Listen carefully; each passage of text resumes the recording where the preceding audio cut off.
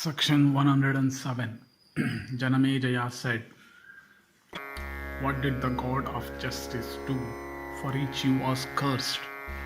And who was the Brahmana ascetic, from whose curse the god had to born in the Sudra caste?"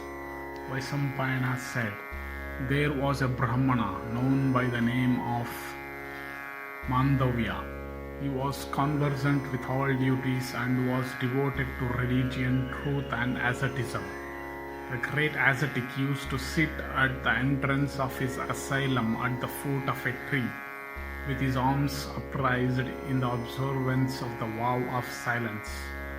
And as he sat there for years and years together, one day there came into his asylum a number of robbers, laden with spoil, and who bull in Bharata's race.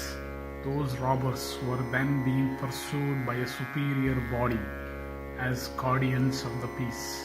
The thieves, on entering that asylum, hid their booty there, and in fear concealed themselves thereabout before the guards came. But scarcely had they thus concealed themselves, and the constables in pursuit came to the spot. The latter, observing the rishi sitting under the tree, questioned him, "O king," saying, "O best of Brahmanas, which way have the thieves taken? Point it out to us so that we may follow it without loss of time." Thus questioned by the guardians of peace, the ascetics, "O king," said not a word, good or otherwise, in reply. The officers of the king, however, on searching that asylum, soon discovered the thieves concealed thereabout together with the plunder. Upon this, their suspicion fell upon the Muni, and according they seized him with the thieves and brought him before the king. The king sentenced him to be executed along with his supposed associates, and the officers, acting in ignorance, carried out the sentence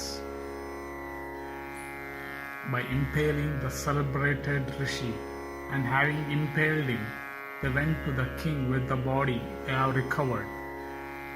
But the virtuous rishi, though impaled and kept without food, remained in that state for a long time without dying. And the rishi, by the ascetic power, not only preserved his life, but summoned other rishi to the scene, and they came there in the night in the forms of birds, and behold him engaged in ascetic meditation, though fixed on that stake, became plunged into grief, and telling that best of Brahmanas who they were, they asked him, saying, "O Brahmana, we desire to know what hath been thy sin for which thou hast thus been made to suffer the tortures of impalement."